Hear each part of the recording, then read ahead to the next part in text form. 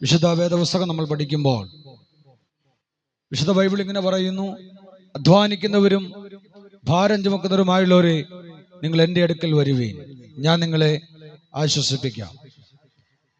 എന്നെ കേൾക്കുന്ന പ്രിയ സ്നേഹിതരെ, ജീവിതത്തിൽ ഒരു കാലഘട്ടത്തിലെ സാഹചര്യമല്ല ഇന്നുള്ളത്. ഇന്ന് മനുഷ്യൻ അനുഭവിക്കുന്ന പ്രശ്നങ്ങൾ വളരെ വലുതാണ്. മനുഷ്യന് സ്വസ്ഥതയില്ല, സമാധാനമില്ല. ജീവിതത്തിൽ തകർച്ചയിൽ നിന്ന് തകർച്ചയിലേക്കാണ് മനുഷ്യൻ പോയിക്കൊണ്ടിരിക്കുന്നത്. ഒരു കാലഘട്ടത്തിൽ നാം നോക്കിയാൽ നമ്മുടെ സമൂഹം ഭക്ഷിക്കാൻ ആഹാരമില്ല, ധരിക്കാൻ വസ്ത്രമില്ല, നല്ല വീടുകളില്ല, സഞ്ചരിക്കാൻ വാഹനങ്ങളില്ല, നല്ല റോഡുകളില്ല. എല്ലാ നിലയിലും മനുഷ്യൻ കഷ്ടതയിലൂടെ കടന്നു പോകുകയായിരുന്നു. ഇന്നിവിടെ മനോഹരമായ നല്ല റോഡുകൾ ഉള്ളപ്പോൾ ഇവിടെയുള്ള പ്രായമുള്ള അപ്പച്ചന്മാരോടൊക്കെ ചോദിച്ചാൽ അവർ പറയും, ഒരു കാലഘട്ടത്തിൽ ഒരു നടപ്പാത മാത്രമേ ഇവിടെ ഉണ്ടായിരുന്നുള്ളൂ. എന്നാൽ ഇന്ന് വിശാലമായ വഴികൾ നമ്മുടെ മുൻപിലുണ്ട്. സാധന സാമഗ്രികൾ വാങ്ങണമെങ്കിൽ വിദൂരതയിൽ നാം യാത്ര ചെയ്യണമായിരുന്നു, പട്ടണങ്ങളിൽ പോകണമായിരുന്നു, ഒരു ദിവസത്തെ മെനക്കേടായിരുന്നു. എന്നാൽ ഇന്ന് ആ സാഹചര്യമെല്ലാം മാറി മറഞ്ഞു. എന്നാൽ മനുഷ്യൻ ഇന്ന് ഭക്ഷിക്കാൻ ആഹാരമുണ്ട്, ധരിക്കാൻ വസ്ത്രമുണ്ട്, പാർക്കുവാൻ പാർപ്പിടമുണ്ട്, സഞ്ചരിക്കാൻ വാഹനങ്ങളുണ്ട്, നല്ല റോഡുകളുണ്ട്. പക്ഷേ മനുഷ്യൻ ഇന്നില്ലാത്തത് സമാധാനം എന്നുള്ളത് ഇന്നില്ല. എവിടെ നോക്കിയാലും അസമാധാനത്തിനാണ് മനുഷ്യൻ പോകുന്നത്.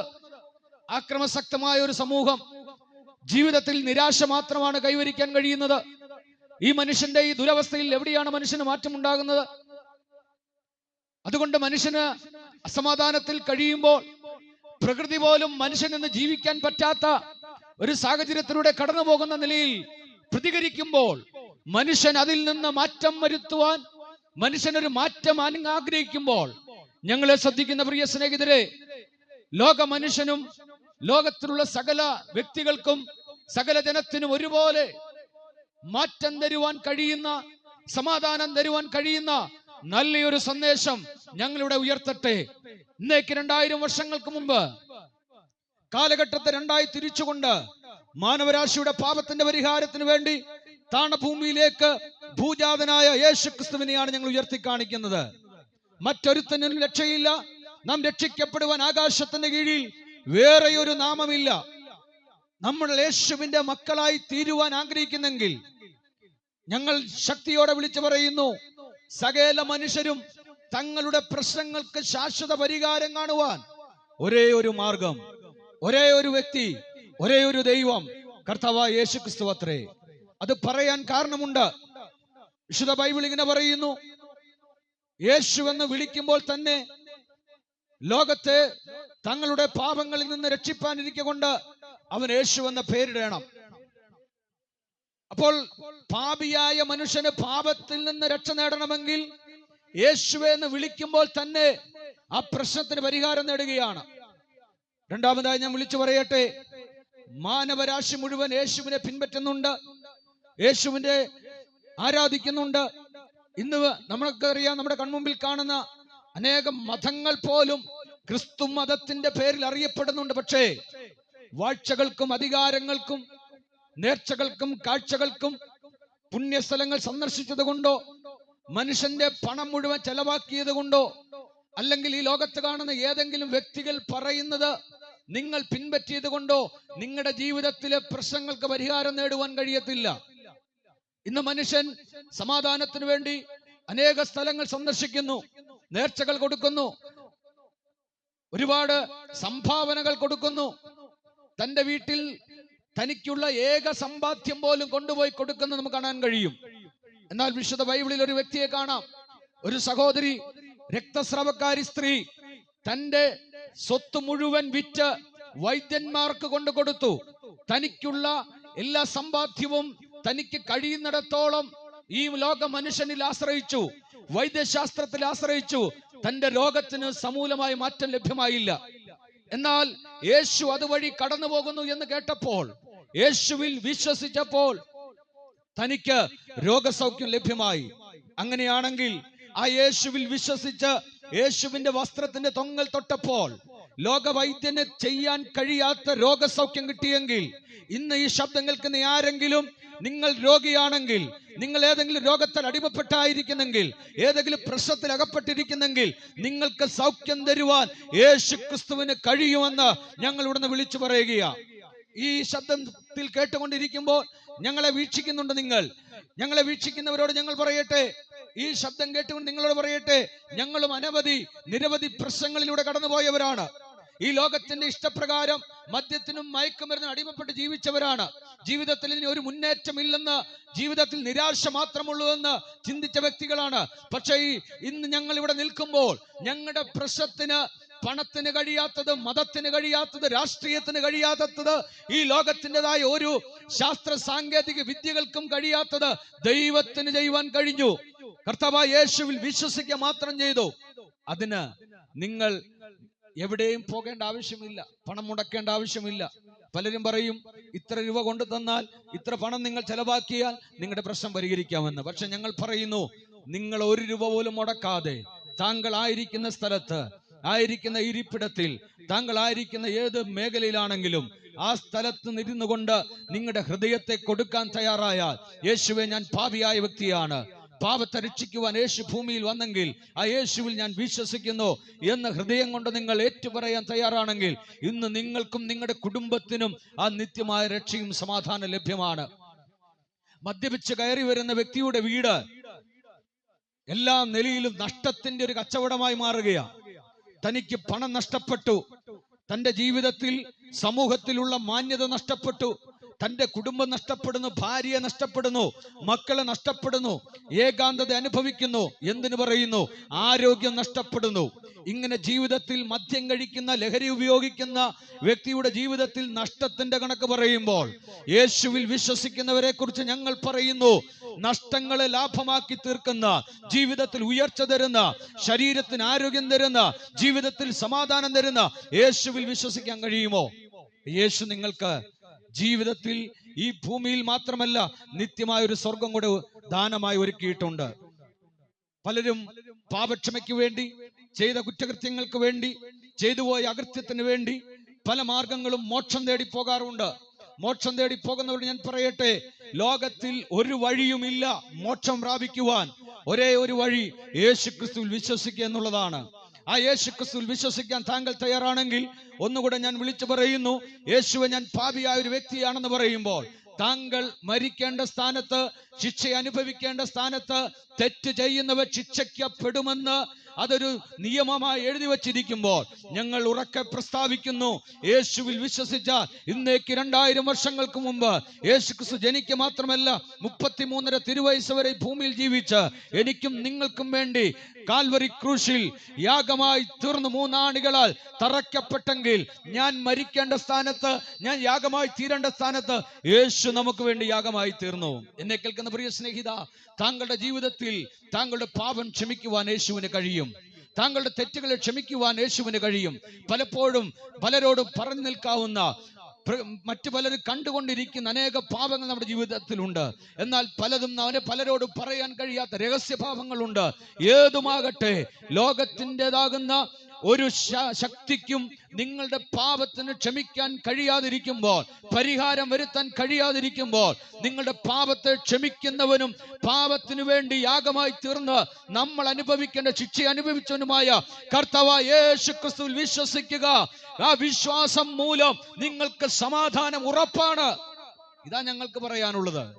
സമൂഹത്തിൽ ഞങ്ങൾ കല്ലെറിയാനോ സമരം നടത്താനോ അല്ലെങ്കിൽ സ്ട്രൈക്ക് നടത്താനോ അല്ലെങ്കിൽ പ്രക്ഷോഭം ഉണ്ടാക്കാൻ വേണ്ടി അല്ല ഞങ്ങൾ ഇറങ്ങി തിരിച്ചത്. പ്രിയ സ്നേഹിത, താങ്കൾ ചെയ്യുന്ന ബിസിനസ്സിൽ, താങ്കളായിരിക്കുന്ന കുടുംബത്തിൽ, താങ്കളുടെ ഭവനത്തിൽ ഇന്നും എന്നേക്കും നിത്യമായ ഒരു സമാധാനം യേശുക്രിസ്തുവിടെ ലഭ്യമായി താങ്കളുടെ പാപത്തിന്റെ പരിഹാരം നേടി താങ്കളുടെ ജീവിതത്തിൽ ഒരു ഉയർച്ചയും ഒരു രക്ഷയും ഈ ഭൂമിയിൽ വെച്ചും താങ്കളുടെ തലമുറ അനുഗ്രഹിക്കപ്പെടണമെങ്കിൽ യേശുവിൽ വിശ്വസിക്കുക മാത്രം ചെയ്യുക. ആ യേശുവിൽ നിങ്ങളുടെ ജീവിതം സമർപ്പിച്ചാൽ യേശുവിലൂടെ നിങ്ങൾക്ക് രക്ഷപ്പെടാൻ കഴിയും. മറ്റൊന്നുകൂടെ ഞാൻ പറഞ്ഞു നിർത്തട്ടെ. എന്നെ കേൾക്കുന്ന പ്രിയ സ്നേഹിത, അല്പം മുമ്പ് നാം കേട്ട സാക്ഷ്യം എങ്ങനെയാണ്? മദ്യത്തിന് അടിമപ്പെട്ട് തന്റെ ബിസിനസ് തകർന്ന് ജീവിതത്തിൽ മരണം മാത്രം മുന്നിൽ കണ്ടുകൊണ്ട് ലക്ഷ്യബോധമില്ലാതെ ഭയപ്പെട്ട്, ഭയത്തോടെ, നിരാശയോടെ ജീവിതം അവസാനിപ്പിക്കുവാൻ വേണ്ടി, ജീവിതം ഇന്നത്തോടെ നശിച്ചെന്ന് പറഞ്ഞുകൊണ്ട് എന്നെ സ്നേഹിക്കാൻ ആരുമില്ല, എന്നെ സഹായിക്കാൻ ആരുമില്ല, എന്നെ വീട്ടിൽ നിന്ന് ഇറക്കി വിട്ടു, എൻ്റെ മാതാവിന് എന്നെ വേണ്ട, എൻ്റെ അപ്പൻ എന്നെ വേണ്ട, എൻ്റെ സഹോദരങ്ങൾക്ക് എന്നെ വേണ്ട, എൻ്റെ ഭാര്യയ്ക്ക് എന്നെ വേണ്ട എന്ന നിരാശയോടെ കഴിയുന്ന സ്നേഹിത, താങ്കളെ സ്നേഹത്തോടെ ചേർത്ത് നിർത്തുന്ന ഒരപ്പനുണ്ട്. യേശുക്രിസ്തുവാണത്. യേശുവിൽ ജീവിതം സമർപ്പിച്ചാൽ ഈ ഭൂമിയിൽ നിങ്ങൾക്ക് ലഭിക്കുന്ന സമാധാനവും സന്തോഷവും ഉയർച്ചയും മാത്രമല്ല, നിത്യമായ രക്ഷ കൂടെയുണ്ട്. ഏതു മനുഷ്യനും ഒരു ശ്വാസം അത്രേ. അവസാനം ഒരു ശ്വാസത്തിന്റെ മുൻപിൽ സകലതും താൻ കെട്ടിപ്പടുത്ത ബിസിനസ്സുകളോ മണിമാളികകളോ സമ്പൽ സമൃദ്ധമായ ആഘോഷപരമായ ഏത് സമ്പാദ്യങ്ങളും വിട്ട് ഈ ഭൂമി വിട്ട് താങ്കൾ ഒരു ദിവസം പോകേണ്ടി വരും. വൈദ്യശാസ്ത്രത്തിന് ഇന്നുവരെയും കണ്ടുപിടിക്കാൻ കഴിഞ്ഞിട്ടില്ല നമ്മുടെ ശരീരത്തിൽ നിന്ന് പോകുന്ന ഈ ശ്വാസത്തെ പിടിച്ചു നിർത്താൻ. ഞങ്ങളെ ശ്രദ്ധിക്കുന്ന പ്രിയപ്പെട്ടവരെ, താങ്കളുടെ ജീവിതത്തിൽ താങ്കൾ ഈ ജഡശരീരം, ഈ മനുഷ്യ ശരീരം വിട്ട് താങ്കളുടെ ജീവൻ, ആത്മാവെന്ന് പറയുന്നത് ഈ ശരീരം വിട്ടു പോകുമ്പോൾ അതിന് വസിക്കുവാൻ കൂടെ ഒരു നല്ല പാർപ്പിടം ഒരുക്കിയ നിസ്തുല്യനായ, നിത്യനായ, സർവശക്തനായ, സർവജ്ഞാനിയായ, സർവേശ്വരനായ യേശുക്രിസ്തുവിനെയാണ് ഞങ്ങളുടെ ഉയർത്തി കാണിക്കുന്നത്. താങ്കൾ ഒരു നിമിഷം താങ്കളുടെ ഹൃദയം കൊണ്ട് വിശ്വസിക്കാൻ തയ്യാറായാൽ ആ നിത്യമായ വാസസ്ഥലം ദൈവം നിങ്ങൾക്ക് വേണ്ടി ഒരുക്കിയിട്ടുണ്ട്. ഒരു ചാട്ടുളി പോലെ നിങ്ങളുടെ ഹൃദയത്തിനകത്ത് ഇന്ന് ഈ സന്ദേശം കത്തിക്കയറുന്നുണ്ടെങ്കിൽ ഒന്നോർത്തോണം, താങ്കളെ രക്ഷിക്കുവാനും താങ്കൾക്ക് നിത്യമായ സ്വർഗം ദാനമായി തരുവാനും യേശുക്രിസ്തുവിന് കഴിയുമെന്ന് ഞങ്ങൾ ഉറക്കെ പ്രസ്താവിക്കുകയാ. അത് ലഭ്യമായവരാണ് ഇവിടെ ഇരിക്കുന്നത്. അതുകൊണ്ട് നിങ്ങളുടെ എല്ലാവിധമാകുന്ന ഈ ലോകത്തിൻ്റെതായ സ്വഭാവങ്ങളെ വിട്ടുകൊണ്ട് യേശുവിൽ ജീവിതം സമർപ്പിക്കൂ. കർത്താവായ യേശുക്രിസ്തു കാൽവരി ക്രൂശിൽ യാഗമായി തീർന്നു, കല്ലറയിൽ അടക്കപ്പെട്ടു, മൂന്നാം നാൾ ഉയർത്തെഴുന്നേറ്റു. യേശുക്രിസ്തുവിന്റെ ഉയർപ്പിനാൽ നമ്മളെയും ഉയർപ്പിക്കുവാൻ യേശു ശക്തനാണ്. അവൻ നമ്മുടെ ആത്മാവിനെ രക്ഷിക്കുവാൻ ശക്തനാണ്. യേശുക്രിസ്തുവിന്റെ നിത്യമായ വാസസ്ഥലം സ്വർഗം നമുക്ക് വേണ്ടി ഒരുക്കിയത്, നമുക്ക് വേണ്ടി ഒരുക്കിയിട്ടുണ്ടെങ്കിൽ അവിടേക്ക് പോകുവാൻ ഞങ്ങൾ നിങ്ങളെ ആഹ്വാനം ചെയ്യുകയാണ്. അതുകൊണ്ട് ഈ ശബ്ദം കേട്ട ആരെങ്കിലും, ഈ കാണപ്പെടുന്ന ഏതെങ്കിലുമൊക്കെ ആളുകൾ പറയുന്നതൊക്കെ കേട്ട് എന്തെങ്കിലുമൊക്കെ ചിന്തിച്ച് ചെയ്ത് ഈ ലോകത്തിലെ മനുഷ്യൻ പറയുന്നത് കേട്ട് മുന്നോട്ട് പോയാൽ താങ്കളുടെ ജീവിതം നശിച്ചു കൊണ്ടിരിക്കുകയാ. എന്നാൽ ഒരു മടങ്ങി വരവ്, ഒന്ന് ദൈവത്തിലേക്ക് മടങ്ങി വരുവാൻ, ജീവിതം ദൈവത്തിൽ സമർപ്പിക്കുവാൻ താങ്കൾ തയ്യാറായാൽ, അതിനുവേണ്ടി ഒരു നേർച്ചകളോ കാഴ്ചകളോ ആചാരങ്ങളോ അനുഷ്ഠാനങ്ങളോ ഒന്നുമില്ല. ജീവിതം, യേശുവേ എന്നെ ഇതാ സമർപ്പിക്കുന്നു, എന്നെ രക്ഷിക്കണമേ, എൻ്റെ കുടുംബത്തെ രക്ഷിക്കണമേ, എൻ്റെ മകൻ്റെ, എൻ്റെ മകളുടെ തോന്നിവാസ ജീവിതത്തിൽ നിന്നൊരു മാനസാന്തരം കൊടുക്കണമേ, എൻ്റെ ജീവിതത്തിൽ എൻ്റെ ബിസിനസ് തകരുന്നു, അതിലൊരു വളർച്ച ഉണ്ടാകണമേ, എനിക്കൊരു നിത്യമായ സ്വർഗം ലഭ്യമാക്കി തരണമേ എന്ന് നിരാശയോടെ ഇരിക്കുന്ന വ്യക്തിയോട് ഞങ്ങൾ ആഹ്വാനം ചെയ്യുകയാണ്. ആ സ്വർഗം നിങ്ങൾക്ക് പ്രദാനം ചെയ്ത സർവേശ്വരനായ യേശുക്രിസ്തുവിലേക്ക് നിങ്ങളെ ആഹ്വാനം ചെയ്തുകൊണ്ട് എൻ്റെ വാക്കുകൾ നിർത്തുന്നു. ഇതുവരെയും സന്ദേശം ശ്രമിച്ച നല്ലവരായ ചുള്ളിദേശനിവാസികളോട് ഞങ്ങളുടെ ഹൃദയംഗമായി നന്ദി അറിയിക്കുന്നു. ദൈവം നിങ്ങളെ. വിവാഹം കഴിപ്പിക്കണം, ജോലി നേടണം, വിദേശത്ത് പോകണം, ഇങ്ങനെ പല ചിന്തകളുമാണ് എല്ലാവർക്കും ഉള്ളത്. എന്നാൽ ഈ ഓട്ടത്തിനിടയ്ക്ക് അവൻ മറന്നു പോകുന്ന ഒരു കാര്യമുണ്ട്, മരണം. ഞാൻ കണ്ടതിൽ വെച്ച് ഏറ്റവും വലിയൊരു സത്യമാണ് മരണം. ജനിക്കുമെന്ന് യാതൊരു ഉറപ്പുമില്ലെങ്കിലും ജനിച്ചാൽ മരിക്കുമെന്ന് തീർച്ചയാണ്. എപ്പോൾ, എങ്ങനെ, ആരെ, എവിടെ വെച്ച് മരണം പടിയിറക്കിക്കൊണ്ട് പോകുമെന്ന് നമുക്ക് പറയാൻ സാധിക്കാത്ത ഒരു കാലഘട്ടമാണ്. പാട്ടുകാരൻ ഇങ്ങനെ പാടുന്നു: നഗ്നനായി ഞാൻ ലോകത്തിൽ വന്നു, നഗ്നനായി തന്നെ പോകുമേ, ലോകത്തിലെനിക്കില്ല യാതൊന്നും എൻ്റെ കൂടങ്ങു ചേരുവാൻ. ഈ ഒരു സത്യം മനസ്സിലാക്കിയാണോ നമ്മൾ ജീവിച്ചുകൊണ്ടിരിക്കുന്നത്? നമ്മൾ ഈ ലോകത്തിലേക്ക് വെറും കൈയോടെയാണ് വന്നത്. എന്നാൽ നമ്മൾ സ്വത്ത് സമ്പാദിക്കുകയാണ്, വെട്ടിപ്പിടിക്കുകയാണ്, മക്കൾക്ക് വേണ്ടിയാണ് ഇതെല്ലാം സമ്പാദിക്കുന്നത്. എന്നാൽ ഇന്നത്തെ കാലഘട്ടത്തിലേക്ക് നോക്കുക, മക്കളെല്ലാം വിദേശത്താണ്. മാതാപിതാക്കൾ മരിച്ചാൽ അവർ യൂട്യൂബിലൂടെയാണ് ഇതെല്ലാം കണ്ടുകൊണ്ടിരിക്കുന്നത്. മാതാപിതാക്കന്മാരെ അവർക്കൊന്നും വേണ്ട. എന്തുകൊണ്ടാണ് ഇതെല്ലാം സംഭവിക്കുന്നത്? ദൈവവിശ്വാസമില്ലാത്ത ഒരു കാലഘട്ടത്തിലേക്കാണ് ലോകം മാറിക്കൊണ്ടിരിക്കുന്നത്.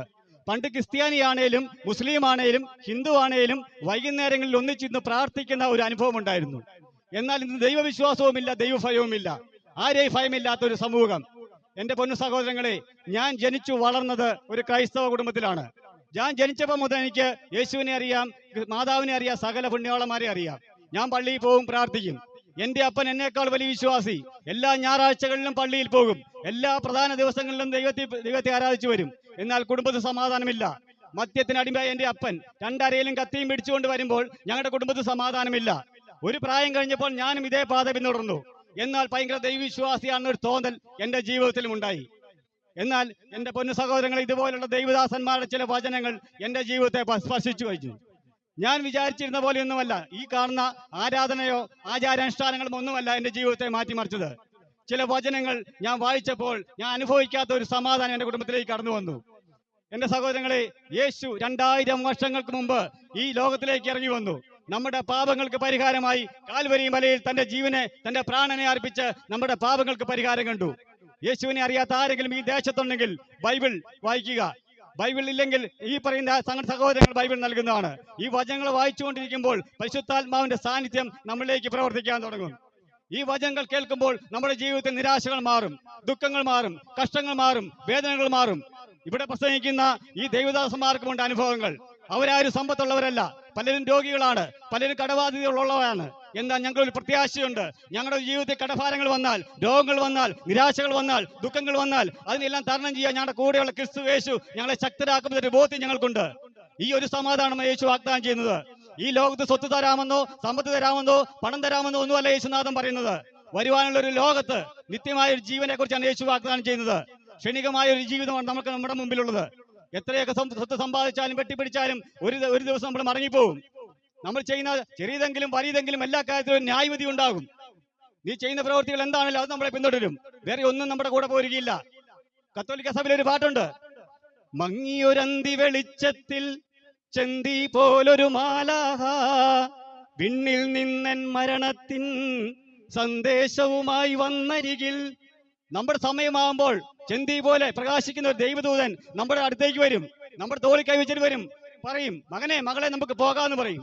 അന്നേരമാണ് നമ്മൾ ചിന്തിക്കുന്നത് നമ്മുടെ സമയം കഴിഞ്ഞു പോയല്ലോ എന്ന്. പണ്ടൊക്കെ പറയും ഈ പന്നി എന്ന് പറയുന്ന സാധനം കുനിഞ്ഞേ നടക്കുള്ളൂ, തലക്കിട്ട് അടികിട്ടുമ്പോഴാണ് മേലേക്ക് നോക്കുന്നതെന്ന്.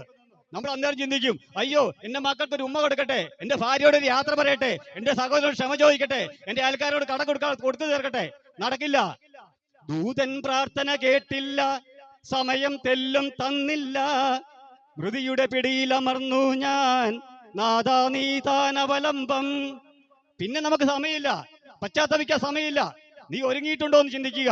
മരണം എപ്പോൾ വന്നാലും നീ മാനസാന്തരപ്പെട്ടിട്ടുണ്ടോ എന്ന് ചിന്തിക്കുക. എന്നെ കേൾക്കുന്ന സഹോദര സഹോദരി, നിങ്ങൾ ഭവനങ്ങളിൽ ഇരുന്ന് വചനം കേൾക്കുമ്പോൾ നമ്മൾ പ്രാർത്ഥിക്കുന്ന കാര്യങ്ങളല്ല, നമ്മുടെ ആചാര അനുഷ്ഠാനങ്ങളല്ല, നമ്മൾ പള്ളിയിൽ പോകുന്നുണ്ടോ അമ്പലത്തിൽ പോകുന്നുണ്ടോ ഒന്നുമല്ല ദൈവം നോക്കുന്നത്. നിന്റെ ഹൃദയത്തിലേക്കാണ് നീ നോക്കുന്നത്, ദൈവം നോക്കുന്നത്. നമ്മുടെ പ്രവർത്തികളിലേക്കാണ് ദൈവം നോക്കുന്നത്. വിശുദ്ധ വേദപുസ്തകം വായിച്ച് അതനുസരിച്ച് ജീവിക്കുന്ന ആരുമില്ല. ഈ പ്രസംഗിക്കുന്ന ഞാനുമല്ല. വിശുദ്ധ പൗലോസ് അപ്പോസ്തലൻ പറയുന്നത് പോലെ പാപികളിൽ ഒന്നാമനാണ് ഞാനും.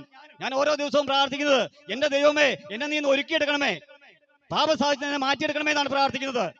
നീതിമാനായി ആരുമില്ല, ഒരുവൻ പോലുമില്ല ഈ ലോകത്ത്. എന്നെ കേൾക്കുന്ന പ്രിയ സഹോദരങ്ങളെ, ഈ ട്രാക്റ്റുമായി ഓരോ മക്കളും നിങ്ങളുടെ ഭവനങ്ങളിലേക്ക് കടന്നു വരുമ്പോൾ ദൈവീകരണത്ത് വായിച്ചു നോക്കുക. ദൈവത്തിന്റെ പരിശുദ്ധാത്മാവ് എപ്പോൾ പ്രവർത്തിക്കുന്നു പറയാൻ സാധിക്കില്ല.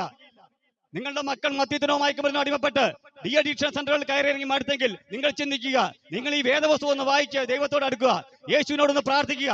സകലത്തിനും മതിയായ യേശു ക്രിസ്തുവാണ് ഇന്ന് നമ്മുടെ ഈ ലോകത്ത് നമ്മുടെ മുമ്പിലുള്ളത്. നീ വിശ്വസിക്കുന്നെങ്കിൽ ദൈവത്തിന്റെ മഹത്വം കാണുമെന്നാണ് പറഞ്ഞിരിക്കുന്നത്. വിശ്വസിക്കണം. വിശ്വസിച്ചാൽ നീ ദൈവത്തിന്റെ മഹത്വം കാണും.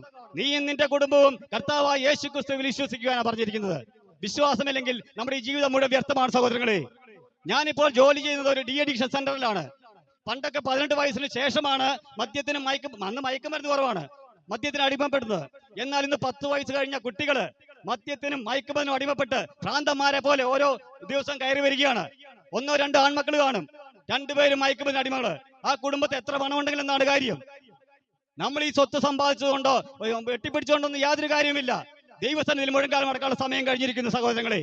എന്നെ കേട്ടുകൊണ്ടിരിക്കുന്ന സഹോദരങ്ങളെ സഹോദരികളെ, നിങ്ങളുടെ തലമുറയ്ക്കായി പ്രാർത്ഥിക്കേണ്ട സമയം അതിക്രമിച്ചു കഴിഞ്ഞിരിക്കുകയാണ്. നമ്മുടെ മുമ്പിൽ കർത്താവായ യേശു ക്രിസ്തുവിന്റെ മാതൃകയുണ്ട്.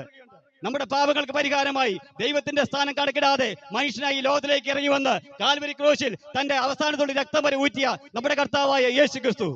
യേശു ക്രിസ്തുവിൽ വിശ്വസിച്ചാൽ നമ്മുടെ അവസാന കാലമായി, അന്ത്യയുഗമായി യുദ്ധങ്ങളും യുദ്ധശ്രുതികളും കേൾക്കാൻ തുടങ്ങിയിരിക്കുന്നു. ഇത് അവസാന കാലമാണെന്നാണ് പ്രവാചകൻ ബൈബിൾ പറഞ്ഞിരിക്കുന്നത്. എന്നെ കേൾക്കുന്ന സഹോദരങ്ങളെ, ഈ വചനങ്ങളാൽ ദൈവം നിങ്ങളെ സമൃദ്ധമായി അനുഗ്രഹിക്കട്ടെ എന്ന് പ്രാർത്ഥിക്കുന്നു.